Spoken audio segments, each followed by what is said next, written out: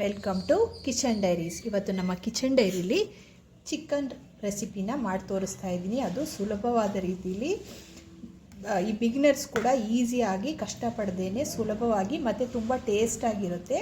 ಇದನ್ನು ಹೇಗೆ ಮಾಡೋದಂತ ಈಗ ನೋಡೋಣ. ಅದಕ್ಕೂ ಮುಂಚೆ ನನ್ನ ಚಾನಲ್ ಸಬ್ಸ್ಕ್ರೈಬ್ ಮಾಡ್ಕೊಂಡಿಲ್ಲ ಅಂದರೆ ದಯವಿಟ್ಟು ಸಬ್ಸ್ಕ್ರೈಬ್ ಮಾಡ್ಕೊಳ್ಳಿ.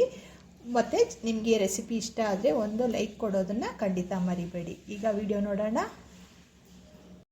ಮೊದಲಿಗೆ ನಾನು ಇಲ್ಲಿ ನೋಡಿ ಒಂದು 3/4 ಕಿಲೋ ಅಷ್ಟು ಚಿಕನ್ನ ತೆಗೆದು ಚೆನ್ನಾಗಿ ತೊಳೆದು ಚಿಕ್ಕ ಚಿಕ್ಕ ಪೀಸ್ಗಳಾಗಿ ಕಟ್ ಮಾಡಿ ಇಟ್ಕೊಂಡಿದ್ದೀನಿ. ಈಗ ಇದಕ್ಕೆ ನಾನು ಸ್ವಲ್ಪ ಅರಿಶಿನ ಪೌಡ್ರನ್ನ ಹಾಕ್ಕೊಳ್ತಾ ಇದ್ದೀನಿ. ಹಾಗೆಯೇ ಸ್ವಲ್ಪ ಉಪ್ಪನ್ನು ಹಾಕ್ಕೊಳ್ತಾ ಇದ್ದೀನಿ. ಇಲ್ಲಿ ನಾನು ಸ್ವಲ್ಪನೇ ಹಾಕ್ಕೊಳ್ತಾ ಇರೋದು. ಇದಕ್ಕೆ ಎಷ್ಟು ಬೇಕೋ ಅಷ್ಟು ನೋಡ್ಕೊಂಡು ಹಾಕ್ಕೊಳ್ತಾ ಇದ್ದೀನಿ. ಹಾಗೆಯೇ ಸ್ವಲ್ಪ ಜೀರಿಗೆ ಪೌಡ್ರನ್ನ ಹಾಕ್ಕೊಳ್ತಾ ಇದ್ದೀನಿ. ಮತ್ತು ಸ್ವಲ್ಪ ಖಾರದ ಪೌಡ್ರನ್ನ ಸೇರಿಸ್ಕೊಳ್ತಾ ಇದ್ದೀನಿ. ಇಲ್ಲಿ ಖಾರದ ಪೌಡ್ರು ನಿಮ್ಮ ಟೇಸ್ಟಿಗೆ ತಕ್ಕಂಗೆ ನೀವು ನೋಡಿಕೊಂಡು ಹಾಕ್ಕೊಳ್ಳಿ. ಮತ್ತು ನಾನಿಲ್ಲಿ 1 ಸ್ಪೂನಷ್ಟು ಜಿಂಜರ್ ಗಾರ್ಲಿಕ್ ಪೇಸ್ಟನ್ನ, ಶುಂಠಿ ಬೆಳ್ಳುಳ್ಳಿ ಪೇಸ್ಟನ್ನು ಹಾಕ್ಕೊಳ್ತಾ ಇದ್ದೀನಿ. ಹಾಕ್ಕೊಂಡು ಇದನ್ನು ಚೆನ್ನಾಗಿ ಒಂದು ಸಲ ಮಿಕ್ಸ್ ಮಾಡ್ಕೊಳ್ಳೋಣ.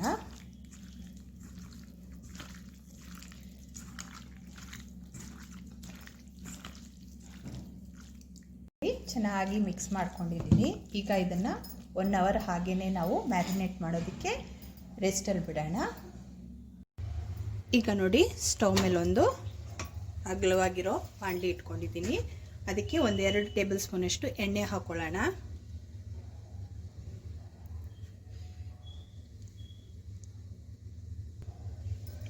ಎಣ್ಣೆ ಬಿಸಿ ಆದಮೇಲೆ ಇಲ್ಲಿ ನಾನು ಒಂದು 2ರಿಂದ 3 ಚಕ್ಕೆನ, ಚಿಕ್ಕ ಚಿಕ್ಕ ಪೀಸ್ ಚಕ್ಕೆನ ಹಾಕ್ಕೊಳ್ತಾ ಇದ್ದೀನಿ. ಅದ್ರ ಜೊತೆಗೇ 3ರಿಂದ 4 ಲವಂಗನ ಸೇರಿಸ್ಕೊಳ್ತಾ ಇದ್ದೀನಿ. ಹಾಗೆಯೇ 3 ಏಲಕ್ಕಿನೂ ಸಮೇತ ಇದಕ್ಕೆ ಸೇರಿಸ್ಕೊಳ್ತಾ ಇದ್ದೀನಿ. ಈಗ ಇದು ಸೇರಿಸ್ಕೊಂಡ್ಮೇಲೆ ಇಲ್ಲಿ ನಾನು 2 ಮೀಡಿಯಮ್ ಸೈಜಷ್ಟು ಈರುಳ್ಳಿನ ಸಣ್ಣ ಸಣ್ಣದಾಗಿ ಕಟ್ ಮಾಡಿ ಇಟ್ಕೊಂಡಿದ್ದೆ. ಅದನ್ನು ಸೇರಿಸ್ಕೊಳ್ತಾ ಇದ್ದೀನಿ. ಸೇರಿಸ್ಕೊಂಡು ಇದನ್ನು ಚೆನ್ನಾಗಿ ಸ್ವಲ್ಪ ಗೋಲ್ಡನ್ ಬ್ರೌನ್ ಬರೋವರೆಗೂ ಫ್ರೈ ಮಾಡ್ಕೋಬೇಕು. ನೋಡಿ, ಈರುಳ್ಳಿ ಚೆನ್ನಾಗಿ ಗೋಲ್ಡನ್ ಬ್ರೌನ್ ಬಂದ ಮೇಲೆ ನಾನಿಲ್ಲಿ ಒಂದು 3 ಟೊಮ್ಯಾಟೋನ ಕಟ್ ಮಾಡಿ ಇಟ್ಕೊಂಡಿದ್ದೀನಿ. ಅದನ್ನು ಇದಕ್ಕೆ ಸೇರಿಸ್ಕೊಳ್ಳೋಣ. ಸೇರಿಸ್ಕೊಂಡು ಚೆನ್ನಾಗಿ ಮಿಕ್ಸ್ ಮಾಡ್ಕೊಳ್ಳೋಣ. ಟೊಮ್ಯಾಟೊ ಎಲ್ಲ ಚೆನ್ನಾಗಿ ಮೆತ್ತಗಾಗಬೇಕು. ಅಲ್ಲಿವರೆಗೂ ನಾವು ಇದನ್ನು ಫ್ರೈ ಮಾಡ್ಕೋಬೇಕಾಗತ್ತೆ. ಈಗ ನೋಡಿ, ಟೊಮ್ಯಾಟೊ ಸ್ವಲ್ಪ ಮೆತ್ತಗಾಗಿದೆ. ಈ ಟೈಮಲ್ಲಿ ನಾವು ಇದಕ್ಕೆ ಒಂದು 1/4 ಚಮಚದಷ್ಟು ಅರಿಶಿನ ಪೌಡ್ರ್ ಹಾಕ್ಕೊಂಡಿದ್ದೀನಿ.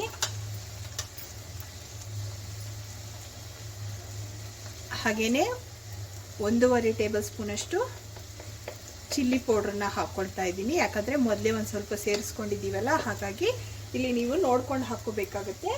ಖಾರ ಎಷ್ಟು ಬೇಕು ಅಂತ ನೋಡ್ಕೊಂಡು ಹಾಕ್ಕೋಬೇಕಾಗತ್ತೆ.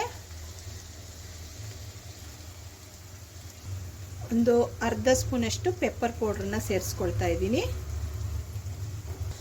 ಹಾಗೆ 1 ಸ್ಪೂನಷ್ಟು ನಾನು ಇಲ್ಲಿ ಚಿಕನ್ ಮಸಾಲ ಪೌಡ್ರನ್ನ ಸೇರಿಸ್ಕೊಳ್ತಾ ಇದ್ದೀನಿ. ಇದು ಆಪ್ಷನಲ್ ಇದ್ದರೆ ಸೇರಿಸ್ಕೊಳ್ಳಿ, ಇಲ್ಲಾಂದರೆ ಸ್ಕಿಪ್ ಮಾಡಿ.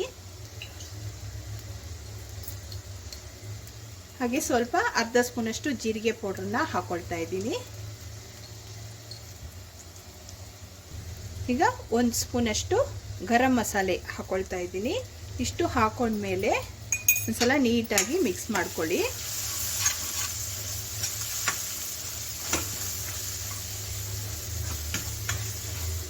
ಮಸಾಲೆ ಏನಾದರೂ ಸ್ವಲ್ಪ ತಳ ಹಿಡಿಯೋದಾಗಿದೆ 1-2 ಸ್ಪೂನಷ್ಟು ನೀರನ್ನು ಸೇರಿಸ್ಕೊಂಡು ಮಸಾಲೆ ಸ್ಮೆಲ್ಲು ಚೆನ್ನಾಗಿ ಹೋಗೋವರೆಗೂ ಫ್ರೈ ಮಾಡ್ಕೊಳ್ಳಿ.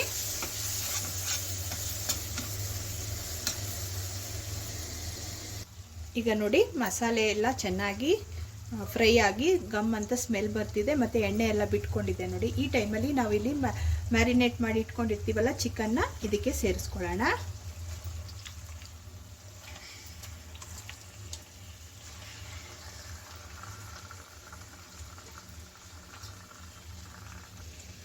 ಚಿಕನ್ ಸೇರಿಸ್ಕೊಂಡು ಒಂದ್ಸಲ ಚೆನ್ನಾಗಿ ಮಿಕ್ಸ್ ಮಾಡೋಣ. ಈ ಮಸಾಲೆ ಪೌಡ್ರೆಲ್ಲ ಮಸಾಲೆ ಎಲ್ಲ ಚೆನ್ನಾಗಿ ಚಿಕನ್ಗೆ ಹಿಡಿಯೋ ಥರ ಒಂದು 2 ನಿಮಿಷ ಸ್ಟವ್ನ ಸಿಮ್ಮಲ್ಲಿಟ್ಟು ಚೆನ್ನಾಗಿ ಮಿಕ್ಸ್ ಮಾಡೋಣ. ಇದಕ್ಕೆ ಉಪ್ಪನ್ನು ನೋಡ್ಕೊಂಡು ಹಾಕ್ಕೊಳ್ಳಿ, ಕೊನೆಯಲ್ಲಿ ಹಾಕ್ಕೊಳ್ಳೋಣ. ಈಗ ಬೇಡ, ಮೊದಲೇ ಸೇರಿಸಿದ್ದೀವಲ್ಲ, ಹಾಗಾಗಿ ಉಪ್ಪನ್ನು ಕೊನೆಯಲ್ಲಿ ಹಾಕ್ಕೊಳ್ಳೋಣ. ಇದಕ್ಕೆ ಸ್ವಲ್ಪನೂ ನೀರು ಸೇರಿಸ್ಕೋಬಾರ್ದು ಈ ಟೈಮಲ್ಲಿ, ಯಾಕಂದರೆ ಮಸಾಲೆ ಎಲ್ಲ ಚೆನ್ನಾಗಿ ಹಿಡಿಬೇಕಲ್ಲ. ಹಾಗಾಗಿ ಮಿಕ್ಸ್ ಮಾಡಿ ಇದನ್ನು ಒಂದು 2 ನಿಮಿಷ ಹಾಗೆ ಕ್ಲೋಸ್ ಮಾಡಿ ಇಡೋಣ. ಈಗ ನೋಡಿ, ಒಂದು 5 ನಿಮಿಷ ಬಿಟ್ಟು ಓಪನ್ ಮಾಡಿ ನೋಡ್ತಾ ಇದ್ದೀನಿ. ನೋಡಿ, ಚಿಕನ್ ಎಲ್ಲ ನೀರು ಬಿಟ್ಕೊಂಡು ಚೆನ್ನಾಗಿ ಬೇಯ್ತಾ ಇದೆ.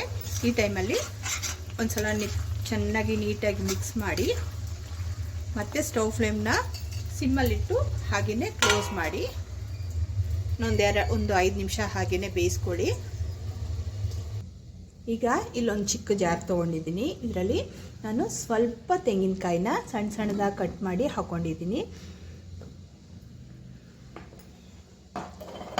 ನೋಡಿ, ಸ್ವಲ್ಪನೇ ತೊಗೊಂಡಿರೋದು, ಜಾಸ್ತಿ ತೊಗೊಳಕ್ಕೆ ಹೋಗಬೇಡಿ. ಒಂದು 2 ಸ್ಪೂನಷ್ಟು ಆಗೋಷ್ಟು ತೊಗೊಂಡಿದ್ದೀನಿ. ಇದಕ್ಕೆ ನಾನು ಇಲ್ಲಿ ಒಂದು 5ರಿಂದ 10 ಗೋಡಂಬಿನ ನೆನೆಸಿಟ್ಕೊಂಡಿದ್ದೀನಿ. ಅದನ್ನು ಇದಕ್ಕೆ ಸೇರಿಸ್ಕೊಳ್ತಾ ಇದ್ದೀನಿ. ಜೊತೆಗೆ ಒಂದು ಸ್ವಲ್ಪ ಸೋಂಪು ಕಾಳನ್ನ ಹಾಕ್ಕೊಳ್ತಾ ಇದ್ದೀನಿ. ಇಷ್ಟನ್ನು ಹಾಕ್ಕೊಂಡು ಗ್ರೈಂಡ್ ಮಾಡ್ಕೊಂಡು ಬರೋಣ.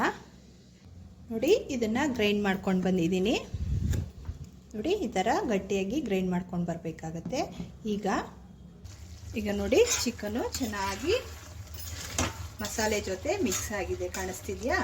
ಈ ಟೈಮಲ್ಲಿ ನಾವಿಲ್ಲಿ ಗ್ರೈಂಡ್ ಮಾಡ್ಕೊಂಡು ಇಟ್ಕೊಂಡಿರ್ತೀವಲ್ಲ, ಅದನ್ನು ಇದಕ್ಕೆ ಸೇರಿಸ್ಕೊಳ್ಳೋಣ. ಸೇರಿಸ್ಕೊಂಡು ಒಂದು ಅರ್ಧ ಗ್ಲಾಸಷ್ಟು ನೀರನ್ನ ಇದಕ್ಕೆ ಆ್ಯಡ್ ಮಾಡ್ಕೊಳ್ಳೋಣ. ನೋಡಿ, ಮಿಕ್ಸಿ ಜಾರ್ಗೆ ಒಂದು ಸ್ವಲ್ಪ ನೀರನ್ನ ಹಾಕ್ಕೊಂಡು ನೀಟಾಗಿ ಹಾಕ್ಕೊಳ್ತಾ ಇದ್ದೀನಿ. ಹಾಕ್ಕೊಂಡು ಒಂದ್ಸಲ ನೀಟಾಗಿ ಮಿಕ್ಸ್ ಮಾಡ್ಕೊಳ್ಳೋಣ.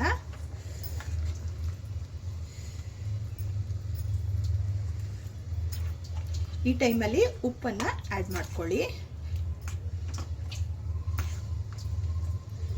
ಖಾರ ಕಡಿಮೆ ಇದ್ದರೆ ಖಾರನೂ ಅಡ್ಜಸ್ಟ್ ಮಾಡ್ಕೊಳ್ಳಿ ನಿಮ್ಮ ಟೇಸ್ಟಿಗೆ ತಕ್ಕಂಗೆ. ಮತ್ತು ಕನ್ಸಿಸ್ಟೆನ್ಸಿನೂ ನಿಮಗೆ ತಿಕ್ಕಾಗಬೇಕಾ ಅಥವಾ ಒಂದು ಸ್ವಲ್ಪ ತೆಳ್ಳಗೆ ಬೇಕಾ ಅಂತಲೂ ಈ ಟೈಮಲ್ಲಿ ನೀವು ಆ್ಯಡ್ ಮಾಡ್ಕೋಬೋದು. ಇದಕ್ಕೆ ನಾನು ಸ್ವಲ್ಪ ಉಪ್ಪನ್ನು ಸೇರಿಸ್ಕೊಳ್ತಾ ಇದ್ದೀನಿ.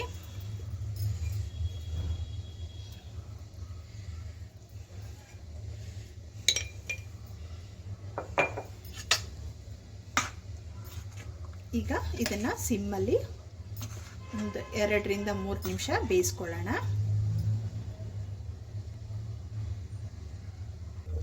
5 ನಿಮಿಷ ಆಗಿದೆ ನೋಡಿ. ಈಗ ಇದನ್ನು ಓಪನ್ ಮಾಡಿ ನೋಡೋಣ.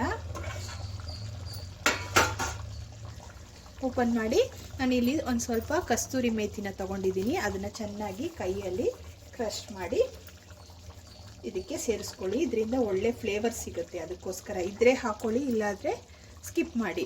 ಈಗ ಸ್ವಲ್ಪ ಕೊತ್ತಂಬರಿ ಸೊಪ್ಪು ಇದನ್ನು ಕಟ್ ಮಾಡಿ ಉದುರಿಸ್ಕೊಳ್ತಾ ಇದ್ದೀನಿ. ಈಗ ನೀಟಾಗಿ ಮಿಕ್ಸ್ ಮಾಡ್ಕೊಳ್ಳೋಣ. ಈ ಟೈಮಲ್ಲಿ ಕನ್ಸಿಸ್ಟೆನ್ಸಿನ ಅಡ್ಜಸ್ಟ್ ಮಾಡ್ಕೊಳ್ಳಿ. ನಿಮಗೆ ಗಟ್ಟಿಯಾಗಬೇಕಾದ್ರೆ ಇನ್ನೊಂದು ಸ್ವಲ್ಪ ಕುದಿಸ್ಕೊಳ್ಳಿ, ಇಲ್ಲ ಇದೇ ಅದಕ್ಕೆ ಸಾಕಂದರೆ ಸ್ಟವ್ ಫ್ಲೇಮ್ನ ಆಫ್ ಮಾಡ್ಕೋಬೋದು. ಈಗ ನೋಡಿ, ನಾನು ಸ್ಟವ್ ಫ್ಲೇಮ್ನ ಆಫ್ ಮಾಡಿ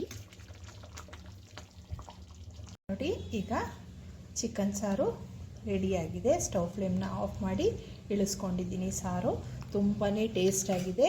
ಇದನ್ನು ನೀವು ಚಪಾತಿಗೆ, ಅನ್ನಕ್ಕೆ, ಪರೋಟಾಗೆ ಎಲ್ಲದಕ್ಕೂ ತುಂಬಾ ಚೆನ್ನಾಗಿರುತ್ತೆ. ಮಾಡ್ಕೊಳ್ಳೋದು ಈಸಿ, ತುಂಬ ಇಂಗ್ರೀಡಿಯೆಂಟ್ಸ್ ಏನು ಬೇಕಾಗಿಲ್ಲ. ಮನೆಯಲ್ಲಿರೋ ಪದಾರ್ಥಗಳನ್ನೇ ಉಪಯೋಗಿಸ್ಕೊಂಡು ನೀವು ಈಸಿಯಾಗಿ ಮತ್ತು ತುಂಬ ಟೇಸ್ಟಾಗಿರುತ್ತೆ. ಒಂದು ಸಲ ತಪ್ಪದೆ ಇದನ್ನು ನೀವು ಮನೇಲಿ ಟ್ರೈ ಮಾಡಿ. ಇವತ್ತಿನ ರೆಸಿಪಿ ಏನಾದರೂ ನಿಮ್ಗೆ ಇಷ್ಟವಾದರೆ ಲೈಕ್ ಮಾಡಿ, ಶೇರ್ ಮಾಡಿ ಮತ್ತು ಸಬ್ಸ್ಕ್ರೈಬ್ ಮಾಡೋದನ್ನು ಖಂಡಿತ ಮರಿಬೇಡಿ.